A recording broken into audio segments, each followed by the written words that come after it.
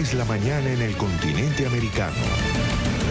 Cuando atardece en Europa y cae la noche en Asia.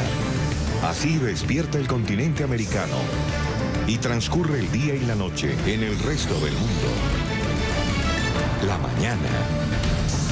Miedo entre los inmigrantes indocumentados que viven en Estados Unidos. Miles de personas aguardaron con temor e incertidumbre las redadas anunciadas por el presidente Donald Trump. Sin embargo, no se registraron deportaciones masivas como había advertido el mandatario. Los grandes operativos que estaban previstos en las calles de al menos 10 ciudades finalmente no se llevaron a cabo de esa manera.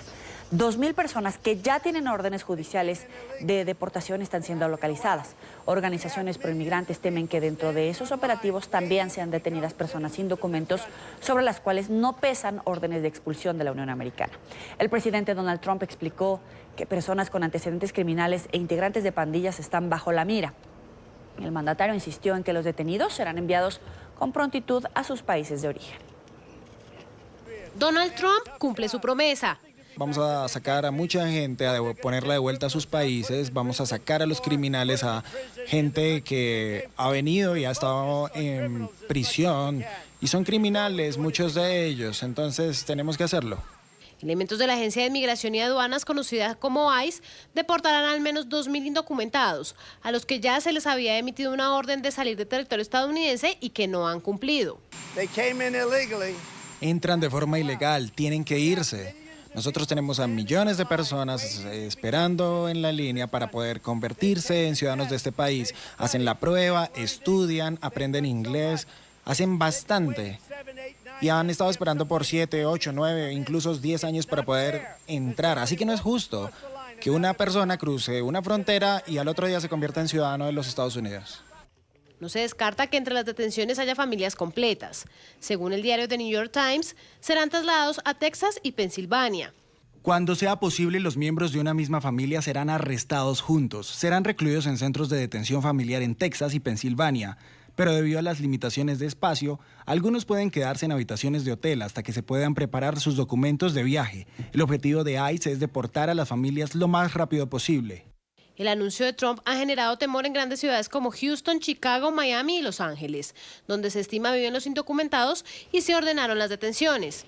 ONGs defensoras de los derechos de los migrantes hacen algunas recomendaciones para los indocumentados. Las personas deben mantener la puerta cerrada. Ellos no tienen que abrir la puerta para nadie, a menos que el agente tenga una orden de cateo firmada por un juez con el nombre correcto de la persona, con el apellido, con la dirección correcta de la persona. Y si no hay nadie en esa casa que se llame así, ellos no tienen que hacer nada. Ellos no tienen que abrirle la puerta. Algunas de las principales capitales aplican lo que se conoce como ciudad de santuario, es decir, que su policía local no colabora en tareas de inmigración ni le pregunta a nadie sobre su estatus migratorio. En el caso de Los Ángeles, con la mayor comunidad de indocumentados del país, esta política tiene 4 décadas de antigüedad. Desde la campaña presidencial, el republicano prometió triplicar el número de agentes de ICE y expulsar del país a los 12 millones de indocumentados que se calcula que viven en la Unión Americana. Pese a que es su objetivo, el número de arrestos y expulsiones no ha aumentado significativamente respecto a la administración de Barack Obama. Vamos a saludar en Miami a Mirta Ordóñez, vicecónsul de Honduras en Miami, Florida. Muy buenos días, bienvenida a la mañana. Muy buenos días a todos. Es un placer estar en su canal por parte de nuestro gobierno de Honduras. Agradezco mucho su invitación. Mi nombre es Mirta Ordóñez, vicecónsul del Consulado de Honduras en Miami. Vicecónsul, ¿me podría decir cuál es el reporte de hondureños que tiene hasta el momento? Si efectivamente usted tiene un reporte de que se realizaron estos operativos, estas redadas anunciadas por el gobierno del presidente Trump, y en todo caso, ¿si hubo hondureños detenidos? En Miami, al parecer, no se dio el caso de las redadas como se esperaba. Normalmente lo que advirtieron las autoridades es que estaría haciendo a partir del domingo, pero al parecer se enfocaron en otras ciudades y no tanto en Florida. No nos han reportado al día de hoy si hubieron hondureños detenidos en este fin de semana. Sin embargo, no fue como esperábamos, ya que nosotros habilitamos un número de teléfono en caso de emergencia por si habían redadas y no recibimos ninguna llamada en relación a este tema. Vicecónsul, de esas 2.000 órdenes de detención y deportación que ha emitido el gobierno Donald Trump con personas que tienen antecedentes, de esas 2.000, ¿cuántos serían hondureños?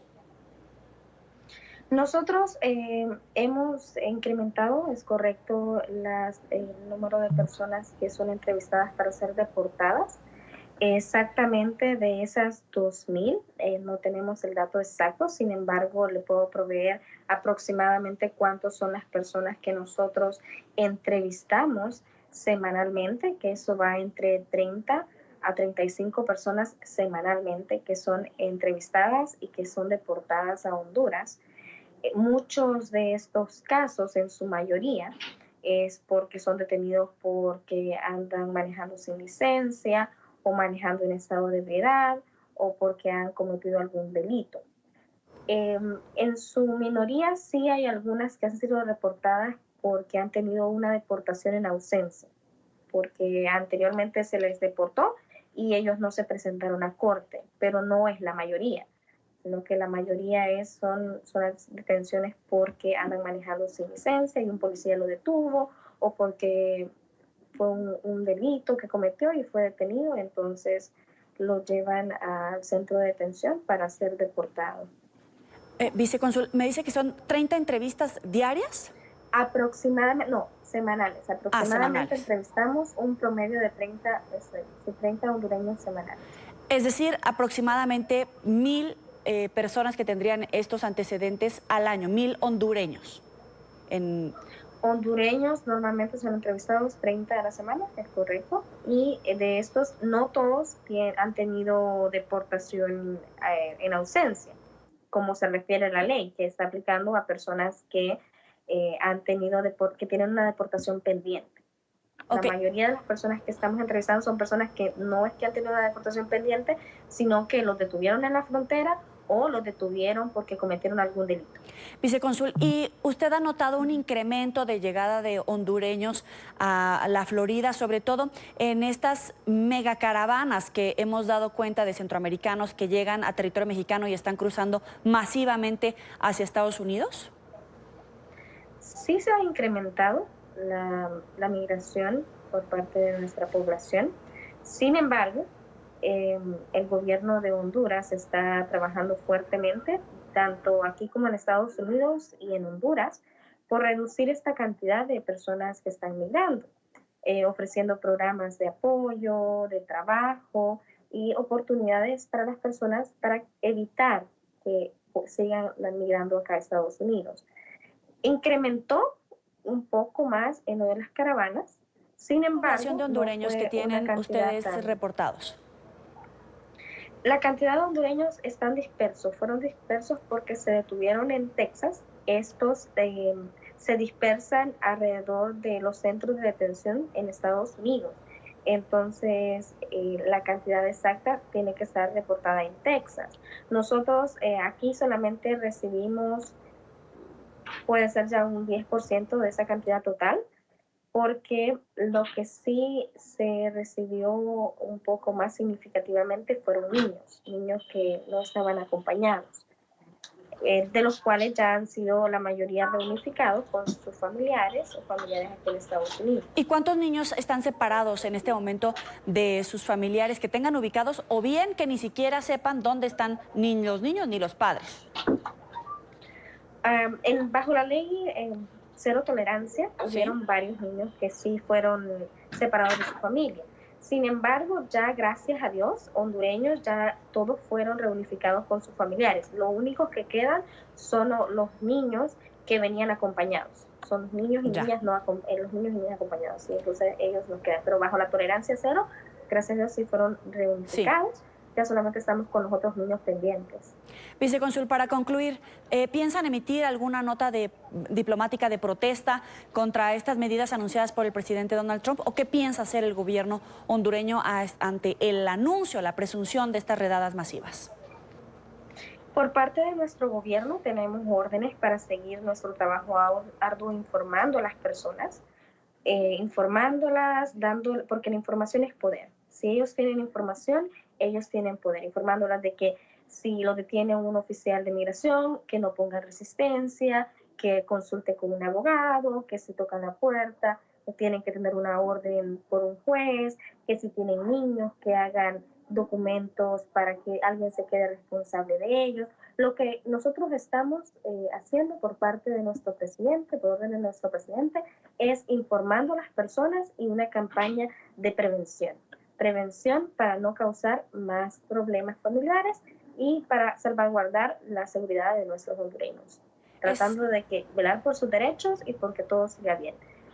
Las organizaciones, ¿sí?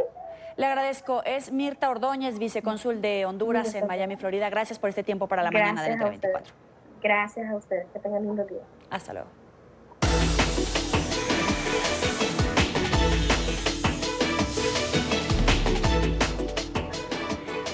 Vamos a revisar la agenda informativa de los Estados Unidos. Revuelo causaron los mensajes del presidente Donald Trump, que atacó a 4 congresistas demócratas de origen extranjero. A través de su cuenta de Twitter, el mandatario indicó que las parlamentarias deberían regresar a sus países, argumentando que no son ciudadanos estadounidenses o que no nacieron en la Unión Americana. Emiliana Molina tiene toda la información desde Washington. Adelante, Emiliana, muy buenos días.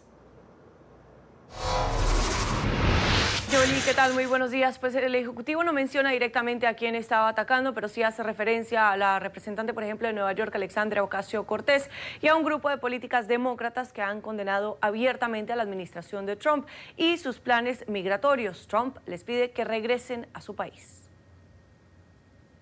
Es muy interesante ver a las congresistas demócratas progresistas que originalmente vinieron de países cuyos gobiernos son una catástrofe total y completa, la peor, la más corrupta e inepta del mundo, si es que tienen un gobierno que funcione, diciéndole a la gente de Estados Unidos, la nación más grande y poderosa de la tierra, cómo se va a gobernar nuestro gobierno. ¿Por qué no vuelven y ayudan a arreglar los lugares totalmente rotos e infestados de crimen de donde vinieron?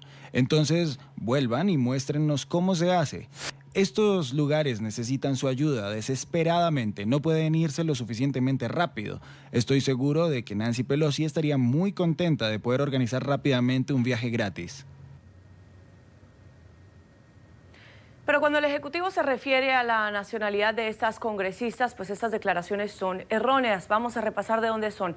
Pues la congresista a las que se refiere Trump son Ocasio-Cortez, quien es estadounidense de ascendencia puertorriqueña, Rashida Tlaib, estadounidense de ascendencia palestina, Ilhan Omar, nacida en Somalia pero nacionalizada estadounidense, y Pramila Jayapal, nacida en India pero también es ciudadana estadounidense.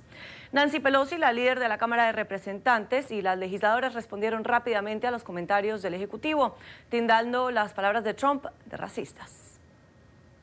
Rechazo los comentarios xenófobos de Donald Trump destinados a dividir a nuestra nación. En lugar de atacar a los miembros del Congreso, debería trabajar con nosotros para lograr una política de inmigración humana que refleje los valores estadounidenses. Detenga las redadas.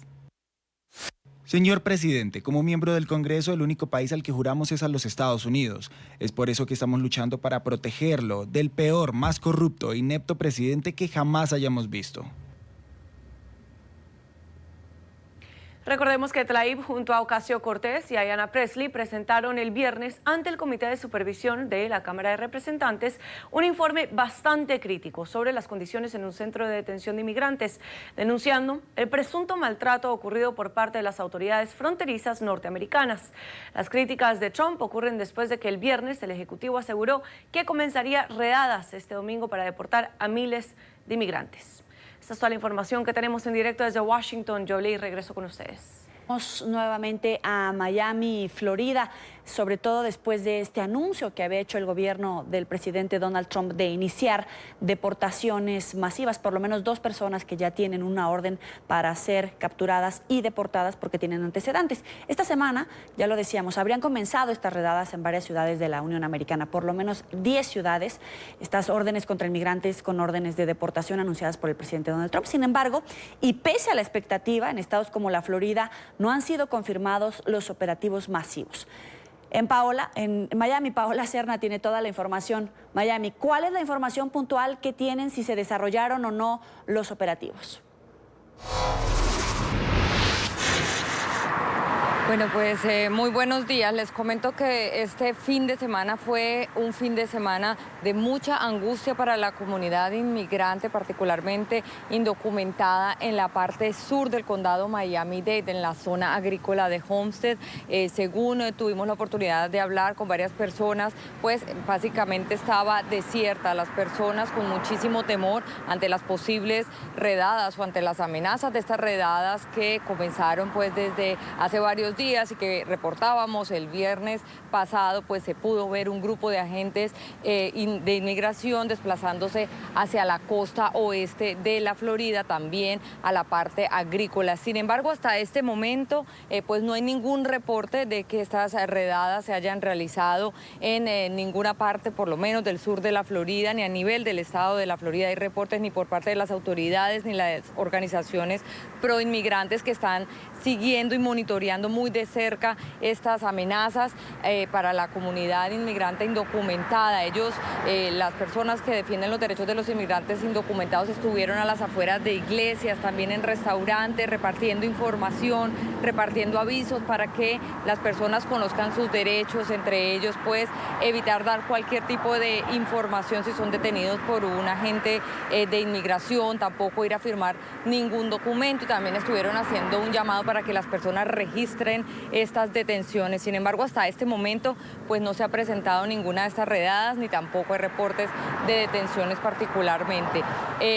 Donde sí hubo pues denuncias fue en Nueva York por parte del alcalde de Blasio, que básicamente dijo que se habían presentado por lo menos 3 actos donde había presencia de agentes migratorios. Sin embargo, tampoco hay reportes de detenciones. El día de hoy, la congresista Debbie Moscaso Powell, de aquí del sur de la Florida, ha convocado a una rueda de prensa justamente en Homestead, en esta región agrícola, donde también vendrán acompañados con más legisladores demócratas que intentarán ingresar al centro de detención de menores de esta localidad. Y por supuesto allí se espera que hayan comentarios sobre esta situación que mantiene aterrorizados a los inmigrantes indocumentados y que ya empieza a sentirse justamente en las partes agrícolas, particularmente aquí del estado de la Florida. Por ahora es la información que tenemos desde aquí, desde Miami. Soy Paola Serna. Continúen con más desde nuestros estudios centrales. Muy buenos días. Las peticiones de asilo en México subieron un 73% en los primeros 6 meses del año. En 6 años, la cifra se ha incrementado en más de 4,000%, según datos de la Comisión Mexicana de Ayuda a Refugiados. Los hondureños son quienes más solicitan refugio y la principal causa de huida es la violencia. Este fin de semana, el gobierno de Andrés Manuel López Obrador informó además que cerca de 20,000 migrantes esperan en territorio mexicano una respuesta de sus solicitudes de asilo en Estados Unidos. Este miércoles se conocerá la sentencia del capo mexicano Joaquín El Chapo Guzmán. Tras un juicio de 3 meses en Nueva York, el peligroso narcotraficante fue declarado culpable en febrero y enfrenta una posible condena de cadena perpetua por traficar toneladas de cocaína, heroína, metanfetaminas y marihuana a Estados Unidos durante 25 años. La mamá del Chapo, Consuelo Loera, la que tienen en pantalla, de 62 años, envió una carta al presidente de Estados Unidos, Donald Trump, a quien pidió, en sus palabras, un acto humanitario y cristiano a favor de su hijo, según reveló el diario mexicano Milenio. Este miércoles se conocerá la sentencia del capo mexicano Joaquín El Chapo Guzmán. Tras un juicio de 3 meses en Nueva York, el peligroso narcotraficante fue declarado culpable en febrero. Enfrenta una posible cadena perpetua por traficar toneladas de cocaína, heroína y metanfetamina a los Estados Unidos. Hoy se cumplen 3 meses del trágico incendio que consumió gran parte de la Catedral de Notre Dame. Desde entonces, decenas de personas trabajan en las obras de restauración de la estructura. Las labores de recuperación de la primera fase continuarán hasta el próximo otoño, según informó el gobierno francés. Aunque hubo muchas promesas de donativos durante los días posteriores de la catástrofe, tan solo se han recibido 10% de las donaciones anunciadas. Venezuela, junio cerró con un saldo de 59 violaciones a la libertad de expresión. Denuncian que la información es restringida constantemente por el régimen de Nicolás Maduro, que persigue y amedrenta a los periodistas. En Caracas, Oliver Fernández tiene toda la información. Muy buenos días, Oliver. Un gusto saludarte. Un gusto saludarte a ti también, Joely. Feliz semana para ti. Así es, las distintas organizaciones no gubernamentales que hacen vida en Venezuela han denunciado al régimen de Nicolás Maduro de tener como política de Estado precisamente el amedrentamiento en contra de los medios de comunicación y también de los periodistas. De estas 59 violaciones a la libertad de expresión que se registraron en el sexto mes del año, afectaron directamente a 18 periodistas y a 8 medios de comunicación, vulnerando una vez más lo que es el derecho a estar informado y lo que es el derecho que tienen los comunicadores a informar a los venezolanos. Ha sido una política de Estado desde hace muchos años, así lo han denunciado, por ejemplo, organizaciones como Espacio Público, también el Sindicato Nacional de Trabajadores de la Prensa y, por supuesto, el Colegio Nacional de Periodistas. Pero vamos a ver el siguiente informe realizado por nuestro compañero Luis Laya. O sea, la mera apertura de un proceso judicial en Venezuela ya es un castigo. En Venezuela, la persecución a los periodistas por parte de los organismos judiciales es utilizada como una herramienta política. No hay garantías de independencia y las acusaciones son infundadas, sin hablar de las decisiones de los jueces, que son violatorias y buscan callar las informaciones que son incómodas al régimen venezolano. Desde no puedes expresarte, no puedes tuitear, no puedes desplazarte, tienes casa, o sea, le colocan adicional. Entonces el proceso judicial es en sí mismo un castigo. La apertura del proceso judicial genera un nivel de incertidumbre y después en algunos casos condiciona la cotidianidad de la persona y la familia. En Venezuela en la actualidad hay 2 periodistas con procesos judiciales abiertos, Luis Carlos Díaz y Braulio Jatar, mientras que el videógrafo Jesús Medina Sain está detenido en una cárcel militar, acusado de instigación al odio y agavillamiento. En el expediente ni siquiera no hay ningún elemento de convicción, la Fiscalía no tiene ninguna prueba como que fehaciente, una prueba cierta de los delitos que se le están imputando a Jesús. O sea, un ejemplo es el delito de instigación al odio. O sea, ¿qué delito puede tener un reportero gráfico cuando ese es su trabajo? Hacer su trabajo, informar. Y ese básicamente es el delito que supuestamente, según Fiscalía, dice que cometió Jesús Medina. Explican que en casi todos los casos contra periodistas son acusados por figuras del poder y luego procesados policial y judicialmente. Un funcionario hace una descalificación en un canal público y después de esa descalificación se empieza un proceso judicial. Eso es independencia.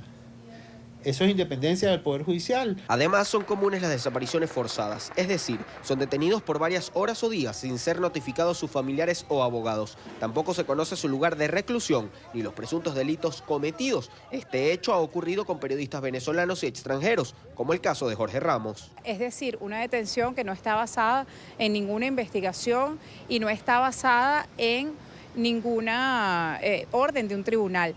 Lo que podemos señalar acá es que lo que se viola, el derecho básico que se viola es el derecho a la defensa y al debido proceso. También los periodistas sometidos a la justicia son tratados en procesos penales sin cumplir plazos y se les imponen más de 2 medidas cautelares, como el caso de Luis Carlos Díaz. No puede salir del país, no puede declarar a los medios, no puede utilizar sus redes sociales y tampoco puede ejercer en muchas funciones su trabajo, acción que viola el Código Penal venezolano. Cuando vemos que hay prohibiciones de declarar a los medios de comunicación, de declararles sobre su caso, esas son decisiones de índole política, porque están cercenando otro derecho más, que es el derecho a la libre expresión. Ni siquiera tuitear es libre en Venezuela, ya que también han sido detenidos y juzgados los denominados infociudadanos. Es el caso de Pedro Jaimes, conocido como Aerometeo, quien tiene más de 1 año tras las rejas por publicar una ruta aérea de uno de los aviones presidenciales venezolanos, una información que es pública. Muchos de estos casos, la situación no es que también se le detiene, sino que también se le agregan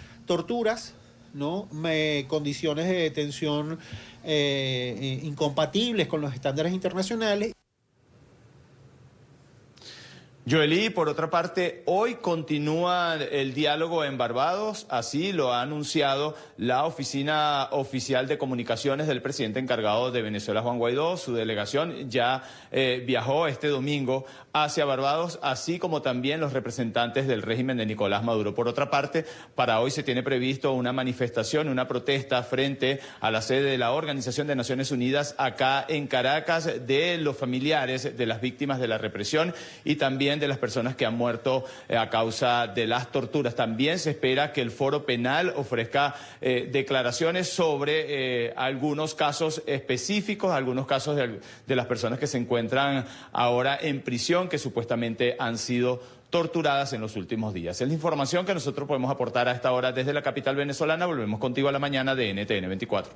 Oliver, una pregunta. Ya que se reinició este contacto entre la delegación de Juan Guaidó y de Nicolás Maduro en Barbados, quisiera saber si tienen claro en Venezuela cuál es el margen de negociación. Por un lado, el madurismo estaba pidiendo que se levantaran las sanciones por parte de Estados Unidos para poder continuar en esta negociación, y por otro, que se realizaran, ya estaban hablando de la realización de elecciones presidenciales. ¿Cómo va y cuáles son los puntos claves de esta negociación? ¿Es así? Es así, los puntos claves a lo que se ha filtrado en los últimos días es precisamente elecciones para dentro de 9 meses. Ese supuestamente es el punto de inflexión que se está manejando en los últimos días en estas negociaciones. Pero es importante también tu pregunta, Joely, porque recordemos que cuando se está dialogando, por supuesto, la gente lo que ha pedido es una tregua, y esta tregua por parte del régimen de Nicolás Maduro no la ha cumplido. ¿Por qué no la ha cumplido? Por ejemplo, 2 funcionarios de seguridad del presidente encargado de Venezuela, Juan Guaidó, fueron arrestados justamente cuando se estaba desarrollando este diálogo. También otro de los hombres fuertes del chavismo, como lo es Jorge Rodríguez, pues denunció este sábado que supuestamente estas personas estaban robando armamento militar, y también Vladimir Padrino López ha dicho que es un descaro que supuestamente estas personas que son funcionarios o que son las personas que cuidan al presidente encargado de Venezuela, Juan Guaidó, prácticamente usen las armas en contra del pueblo. Esto ha sido considerado como un descaro. Es decir, dime y te digo, prácticamente lo que ha hecho es que las personas opinen y digan que no entienden cómo es que se está desarrollando un diálogo en Barbados entre oposición y régimen de Nicolás Maduro, y por otra parte, pues el régimen intenta seguir tratando de detener a las personas que están cerca del presidente encargado de Venezuela, Juan Guaidó. Pero el punto es prácticamente las elecciones dentro de unos 9 meses. Se ha hablado también que pudiera ser en febrero o en marzo del año que viene.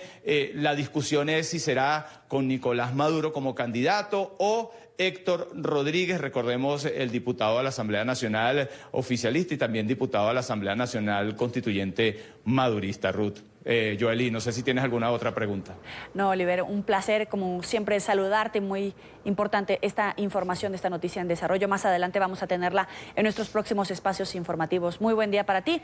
Avanzamos con otras noticias. Carlos Wizard Martins es un empresario brasileño que decidió mudarse de Sao Paulo a Roraima. Esto es cerca de la frontera con Venezuela, para ayudar a los miles de migrantes venezolanos que han llegado a ese país. Este multimillonario entró al Club Forbes en 2014 y ahora ayuda a los expatriados a comenzar de nuevo. Carlos Wizard Martins es un empresario brasileño que entró al Club Forbes en 2014. Pero ahora, con un conglomerado de más de 20 empresas y casi retirado de los negocios, se mudó junto con su esposa de Sao Paulo a Boa Vista, capital del fronterizo estado de Roraima, donde ha decidido ayudar a migrantes venezolanos. Me parte el corazón cuando veo madres con bebés. Soy padre, tengo 6 hijos y 18 nietos, y a veces veo a esos niñitos en los brazos de sus madres sin tener nada, prácticamente con la ropa del cuerpo. Eso literalmente me conmueve y me parte el corazón.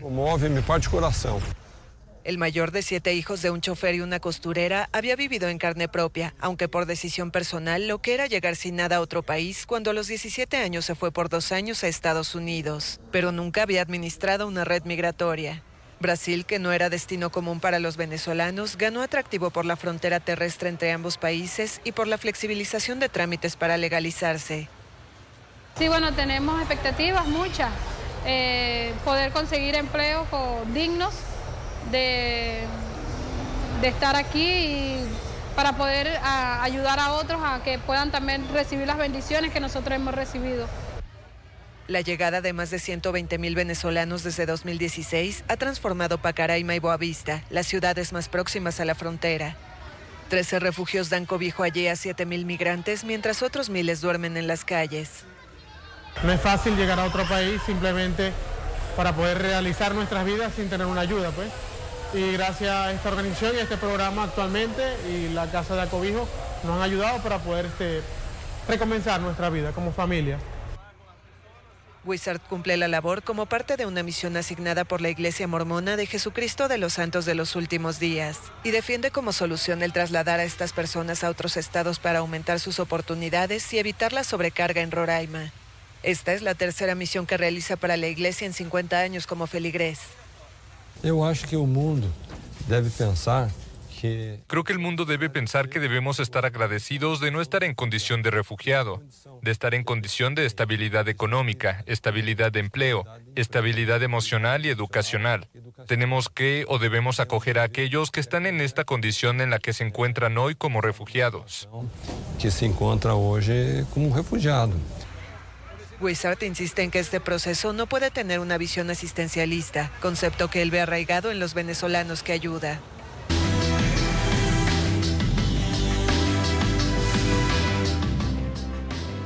Vuelve la controversia en España por un presunto caso de violación por parte de un grupo de hombres a una joven de 17 años.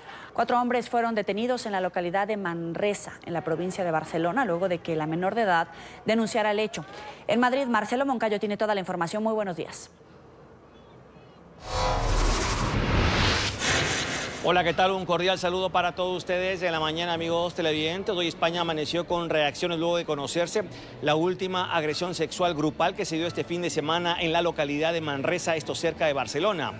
Una menor de edad, una joven de 17 años, asegura que fue violada por 4 hombres entre los 18 y 25 años de edad en la madrugada de este domingo. En Manresa ya hubo un caso similar en el año 2016 y todo esto también recuerda lo sucedido con La Manada, con este grupo de hombres que violaron a una joven en las fiestas de los Sanfermines hace ya algunos años y que en estos momentos se encuentran acusados por violación sexual. En estos momentos, los 4 sujetos detenidos en Manresa están siendo investigados para ver si se mantienen en prisión o si el juez los deja en libertad con medidas sustitutivas. Para algunas organizaciones, algunas ONGs como Amnistía Internacional, el incremento en las agresiones sexuales grupales en España demuestran que en este país están siendo insuficientes las políticas para impedir que esto suceda. Aquí tiene que haber una homogeneidad y una serie de medidas y de políticas públicas, como he dicho al principio, para garantizar que se atiende de una manera especializada a la víctima y que se le da que se garantiza su protección. La educación es fundamental y es primordial para que, para combatir estereotipos que estamos viendo que existen, para que no se cuestione a la víctima, para que a esta persona no se la llegue a revictimizar, ¿no?, por ese cuestionamiento que se hace de la propia víctima. Y en ese sentido, Amnistía Internacional pues lleva tiempo exigiendo que haya unos contenidos obligatorios en materia de derechos humanos, en concreto que se aborde el tema de la violencia de género y todas las violencias de género, incluida la violencia sexual, ¿no?, en esos contenidos obligatorios que deben existir en el currículo de los centros educativos, de los centros escolares. Amigos televidentes de La Mañana, hay algunos datos que reflejan lo preocupante de esta situación. Solo en el año 2019 ya van 37 violaciones grupales. Esto es muy superior al año, por ejemplo, 2016, que se registraron 18 violaciones grupales y en el 2017, 14. Pero en el 2018 las alertas se dispararon completamente, ya que se registraron 59 violaciones grupales. Y según algunos otros datos que son realmente lamentables, desde el año 2016 hasta la fecha, aquí en España, ya se han registrado 125 violaciones grupales que involucran a 440 agresores sexuales.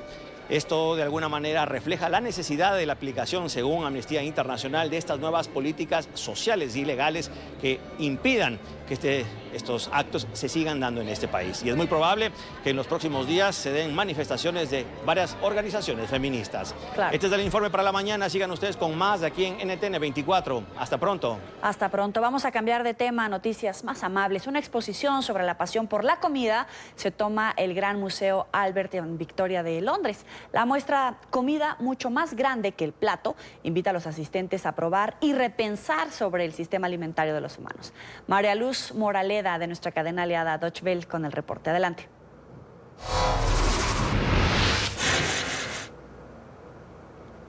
Buenos días, ¿qué tal, amigos televidentes de NTN 24? Un gusto saludarles.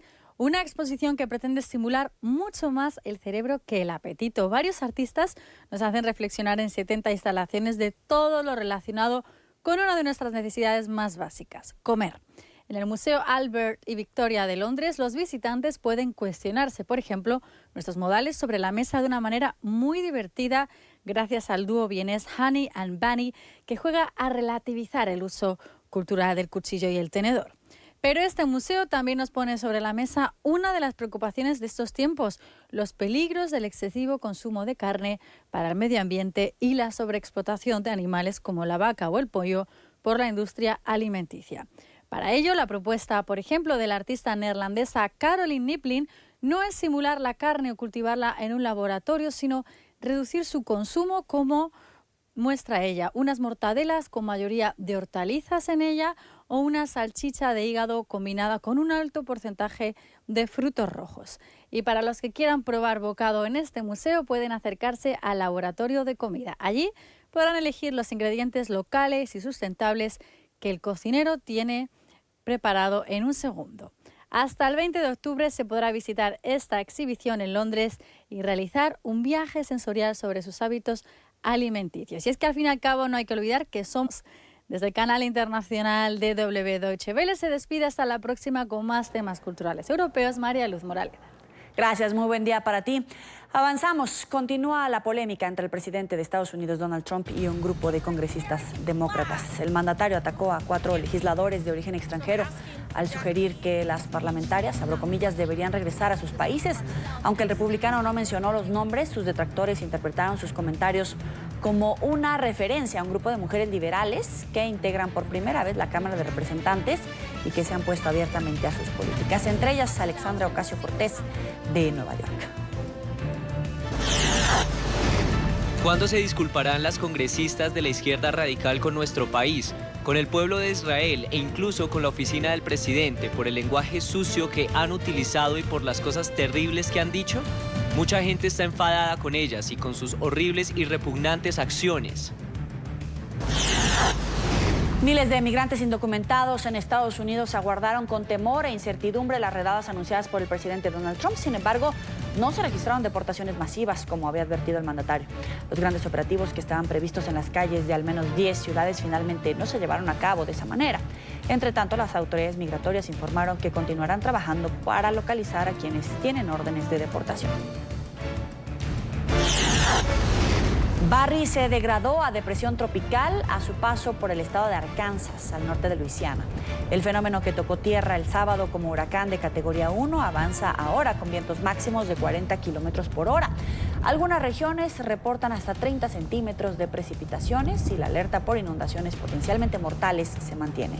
El gobernador de Luisiana advirtió que los estragos ocasionados por Barry aún no terminan. Nuevas marchas en Puerto Rico contra el gobernador Ricardo Rosselló. Los manifestantes continúan exigiendo su renuncia tras revelarse controversiales conversaciones en un chat privado entre miembros de su administración. En los mensajes, Rosselló insulta a otras funcionarias de la isla, como la alcaldesa de San Juan, Carmen Yulín Cruz. Sus comentarios han sido de sexistas, misóginos y homófobos. Las lluvias causan estragos en el sur de la China. Al menos 17 muertos o desaparecidos dejan las torrenciales precipitaciones de los últimos días. Las riadas y los deslizamientos de tierra amenazan a 2 millones de personas que ya fueron reubicadas. El clima adverso también ha afectado miles de hectáreas de cultivos, causando millonarias pérdidas. Al menos 14 personas murieron y otras 28 resultaron heridas por el derrumbe de un edificio en el norte de la India. Los equipos de rescate buscan todavía a varios atrapados entre los escombros. La estructura en la que funcionaba un restaurante estaba ubicada al borde de la carretera en una zona montañosa. El colapso se habría registrado después de varias horas de fuertes lluvias. India ha suspendido este lunes su misión a la Luna, que tenía como objetivo explorar el polo sur del satélite. Las autoridades explicaron que tuvieron que tomar la decisión tras detectar un problema técnico 56 minutos antes del lanzamiento. Se espera que la nueva fecha de la misión se anuncie próximamente. Hasta el momento ningún país ha logrado explorar el polo sur de la Luna. México cayó en una recesión técnica, así lo asegura un análisis del Bank of America. El Producto Interno Bruto se encuentra en una contracción evidente y con señales claras de que seguirá en picada.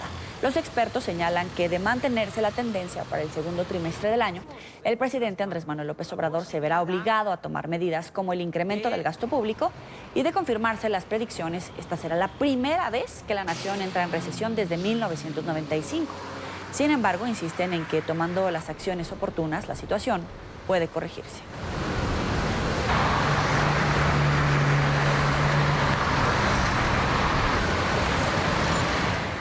La gran pregunta, ¿pero qué es una recesión técnica? Bueno, un país entra en recesión técnica cuando se registran contracciones del Producto Interno Bruto Nacional durante 2 trimestres de manera consecutiva, es decir, 6 meses. La razón de este fenómeno es el debilitamiento de los principales indicadores económicos, como el empleo, el nivel de precios, el nivel de producción, la capacidad de pago y el consumo interno, situación que se ha registrado en México.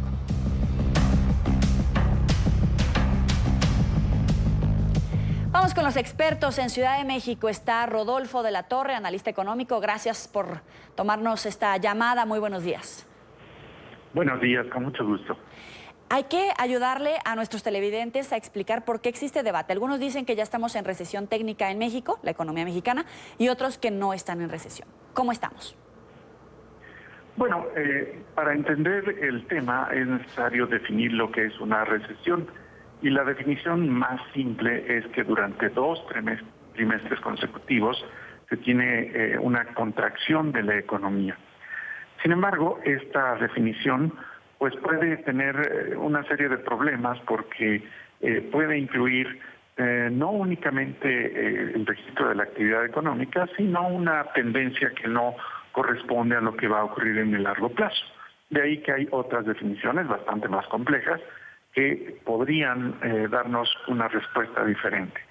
Sin embargo, con esta idea tan sencilla, aún así México no se encuentra en una recesión, sino está a la espera de las cifras que finalmente nos digan si efectivamente va a haber una contracción en 2 trimestres consecutivos, y de ocurrir así, independientemente de lo que nos digan las definiciones más técnicas, pues puede existir ya una preocupación bastante fuerte por lo que ocurra en el futuro. Ahora, es una situación que no se había registrado en México desde 1995 y desde la firma del Tratado de Libre Comercio, más o menos, ahí van empatadas las economías tanto de México como en Estados Unidos.